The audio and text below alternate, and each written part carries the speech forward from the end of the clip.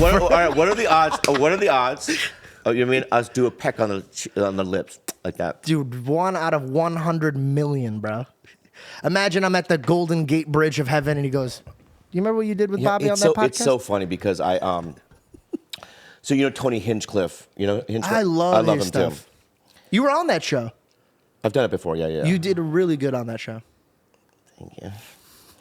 So he did the forum for the Netflix thing. There was like That's crazy. 15,000, There was 13,000 people there. 13,000, whatever. That's crazy. Yeah. As a podcasting show. Yeah. Does that not make you dream, I'm bro? going to show you something. When I showed up there, I was literally like in shock. So are you close with Tony? I love him. How close are you? We're not best of friends, but like we're close. I mean, he can call me about anything, He has my number. We call. We talk about serious things, So this is me showing up there, right? Look at that. Oh my goodness, bro. Bro, that's crazy. So when I went up there, I saw Ari Shaffir go up, and he went up on stage with no pants. His dick was out. No. Yeah. What? Yeah. At a stadium. Yeah.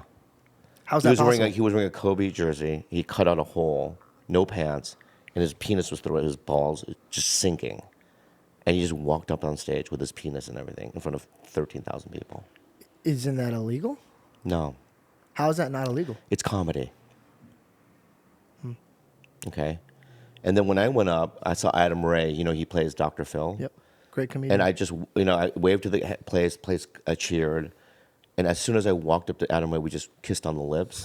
And I got a big laugh. And it was just an instinctual thing, for comedy. What I'm basically saying to you, right, is that don't inhibit yourself. Got it. I'm not saying that we should kiss or anything. I'm not saying that. What I'm just saying is that be just very aware, because in the moment, there could be magic. Okay? Okay. Yeah. What do you talk about in your act? In my stand-up acts? Yeah. I would actually like to talk to you about that. Oh, let's do it. Okay, as a comic, when did you find your voice?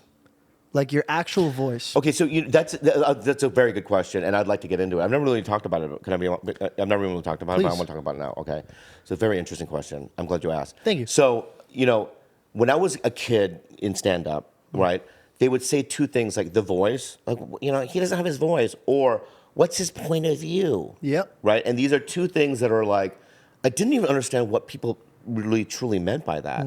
And so I would write down like, like what is my point of view? But it's just your perception on something, right? It's a POV. It's a POV, right? And then your voice is, and this is advice I want to tell I've told every young comic this, okay? I'm listening.